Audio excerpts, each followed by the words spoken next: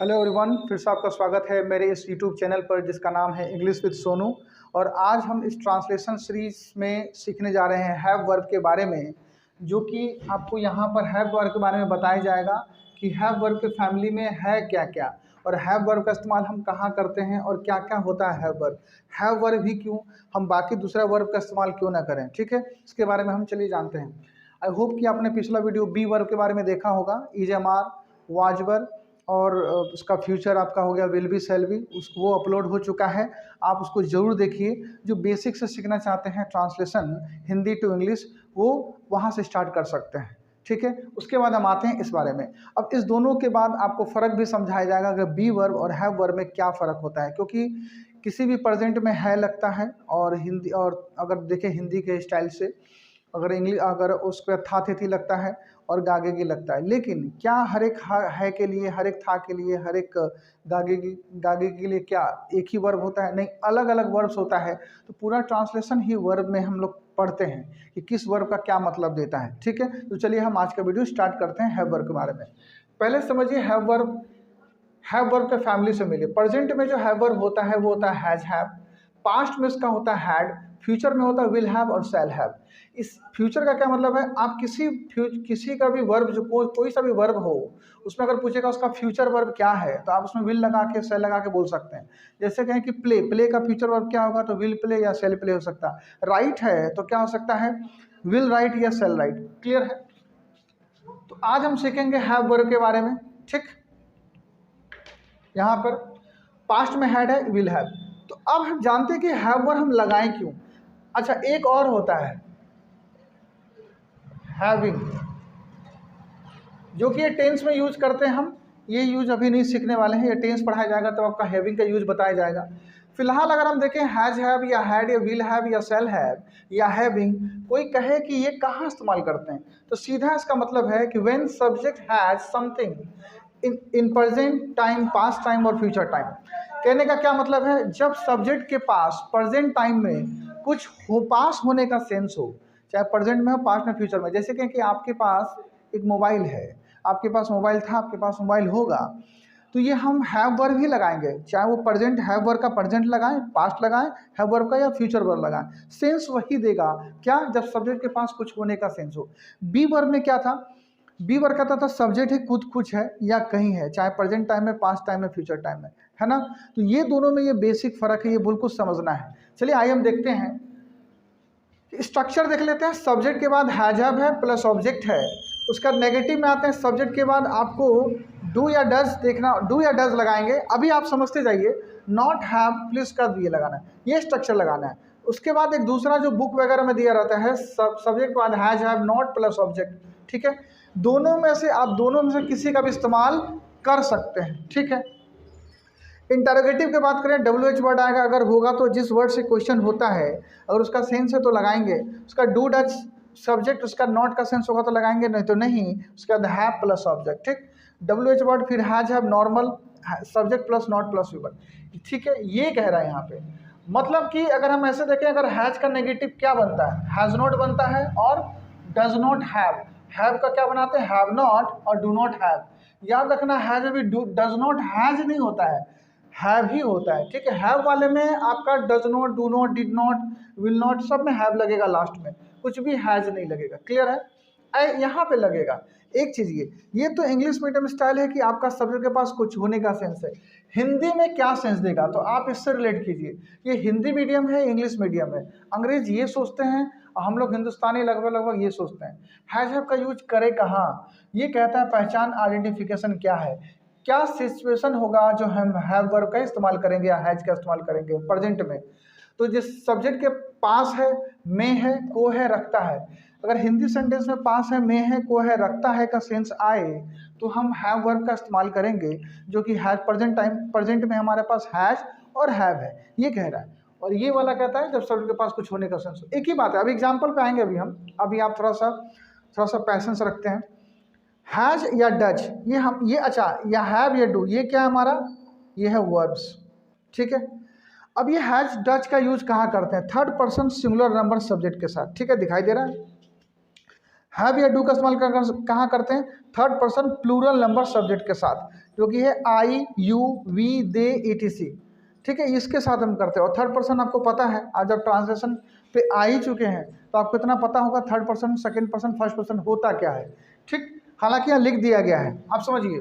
अब आते हैं सीधा हम एग्जाम्पल्स पे कि कैसे क्या समझे। उसे या उसको बुखार है, देखो उसे बुखार है, या हम कहें उसको बुखार है, ध्यान से समझिए। तो उससे बुखार है, उसको बुखार है, कौन है वो जिसको बुखार है? तो वो है, यानी वह का सेंस दे रहा है। यहाँ पे उसका, उसकी का हिज आप नहीं लिखेंगे, सब्जेक्ट आपका हिज नहीं होगा, आपका वही होगा, क्योंकि यहाँ पे उसको बुखार है। आप लड़का है तो ही, लड़की है तो शी, क्योंकि ये पता नहीं लग रहा है। ठीक, उसके पास क्या दिखाई दे रहा है? को है, को है आ रहा है, यानी उसके पास कुछ होने का सेंस है। क्या? बुखार। वो खुद बुखार तो नहीं है, अगर खुद बुखार होता तो बी वर्ब लगाते हैं, हालांकि ऐसा होता नहीं है। ठीक, तो उसका क्या लगाएंगे आप? ही है तो थर्ड पर्सन सिंगुलर नंबर, आपको पता है हैज, और बुखार को कहते हैं फीवर, लेकिन आपको अ फीवर देना पड़ेगा, क्योंकि ये ग्रामर का नियम है, अ फीवर नहीं कर सकते। स्पोकन इंग्लिश में चल जाता है he has fever, I have fever, लेकिन ग्रामेटिकली ये इनकरेक्ट हो जाएगा, अ फीवर नहीं लगाए तो। आर्टिकल जब पढ़ेंगे तो आपको मालूम चलेगा कहाँ पे आर्टिकल्स का यूज होता है। एनीवेज आगे बढ़ते हैं। अच्छा सॉरी, ये तो हमारा पॉजिटिव सेंटेंस था, मतलब अफर्मेटिव सेंटेंस पॉजिटिव सेंटेंस है ये हमारा, क्लियर है। इसके अकॉर्डिंग हम स्ट्रक्चर लगा दिए, ही, उसका बाद हैज, उसका बाद ऑब्जेक्ट में आ गया फीवर, ये आ गया।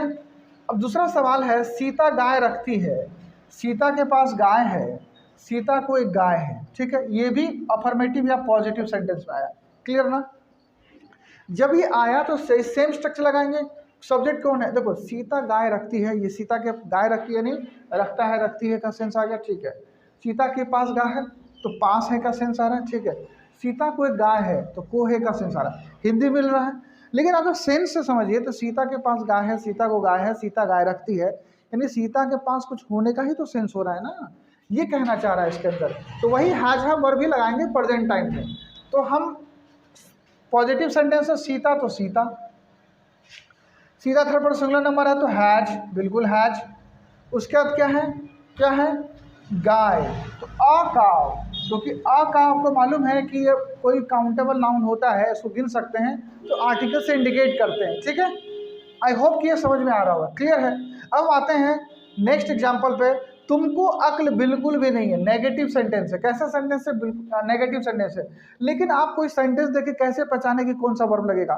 तुमको अक्ल बिल्कुल भी नहीं है, तुमको यानी को है, किसी के पास यानी तुम के पास कोई चीज़ होने का सेंस हो रहा है नेगेटिव में, तो ये क्या हो रहा है? तो ये तो हैव वर्ब है, यही तो कह रहा है। तो ऐसे भी हिंदी में देखें तो को है आ रहा है। ठीक है, यानी प्रेजेंट का है तो हैज हैव को लेके चलेंगे। नेगेटिव सेंटेंस है, स्ट्रक्चर सब्जेक्ट, सब्जेक्ट है तुमको यानी तुम, तो क्या होगा? यू। यू के साथ अब डू लगाएं कि डज लगाएं? अब दो तरीका से बनाएंगे नेगेटिव इंट्रोगेटिव में। तो देखिए, तो यू है ना यहाँ पे, यू के साथ तो हैव और डू लगता, तो डू लगाएंगे। तो क्या लगाएंगे? डू डज में क्या आया? Do, clear. उसका बाद आएगा नेगेटिव है तो नॉट लगाएंगे, यू डू नॉट हैव। अब क्या है? हैव बोलता है तो हैव लगा दीजिए आप, यू डू नॉट हैव। अब क्या नहीं है? अकल यानी माइंड बोल सकते हैं, डू नॉट हैव, या तो सेंस बोले या तो माइंड बोले, ठीक है, या तो ब्रेन बोल सकते हैं। सेंस, माइंड, ब्रेन तीनों का इस्तेमाल में से कोई एक कर सकते हैं। तो हम मैंने यहाँ क्या लिखा है? You do not have sense, बिल्कुल भी नहीं, तो एट ऑल। क्या होगा? At all. You do not have sense at all. अच्छा, इसका अगर हम इसको कॉन्ट्रैक्ट करना चाहें तो डू नॉट को क्या लिख सकते हैं? Don't. You don't have mind at all या don't have sense at all, ये भी हो सकता है, बिल्कुल हो सकता है। अगर हम दूसरे तरीका से जाएं, सब्जेक्ट यू, क्लियर, यू के साथ क्या लगता है? हैव, आपको जैसा बताया गया यहाँ पे, ठीक, नॉर्मल से बना यू हैव।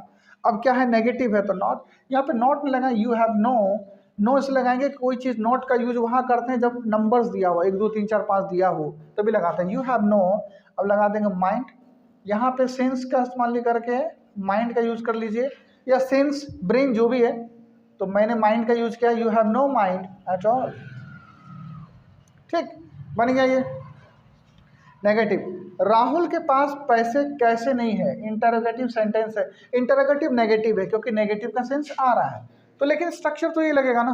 ठीक, तो अब है क्या कहता है इसके अंदर, स्ट्रक्चर फॉलो कीजिए। सबसे राहुल के पास पैसे क्या नहीं है, राहुल के पास कुछ होने का सेंस है। इंटरोगेटिव में, नेगेटिव सेंसेस में तो कुछ होने का ही तो सेंस हो रहा है ना, तो पास है में है आ रहा है, तो यानी हैज लगेगा, वो भी इंटरोगेटिव में। बिल्कुल स्ट्रक्चर को फॉलो करना है। ये कहता है जिस वर्ड से सवाल हो, कैसे से सवाल है, कैसे का अंग्रेजी हाउ, ठीक।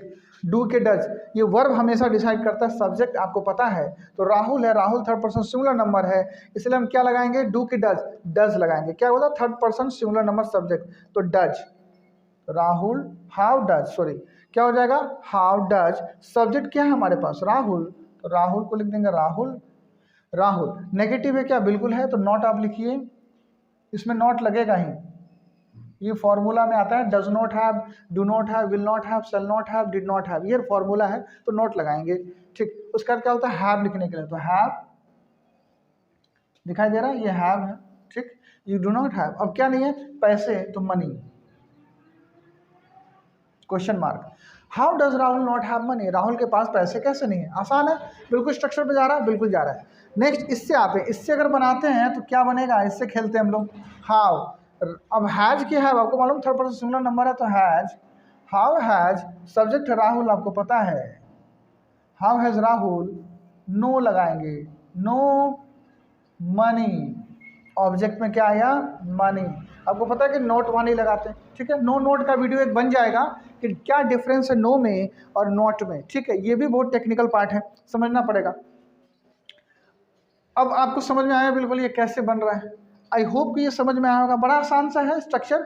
आई होप कि ये वीडियो आपको बिल्कुल समझ में आया होगा। और हैव वर्ब के बारे में आपने सीख लिया है, बी वर्ब, हैव वर्ब, ठीक है। हैव वर्ब पूरा नहीं हुआ है अभी, पास्ट और फ्यूचर अपलोड करना बाकी है, मैं अपलोड कर दूंगा कुछ ही देर में, ठीक ना, सारा चीज़ अपलोड हो जाएगा।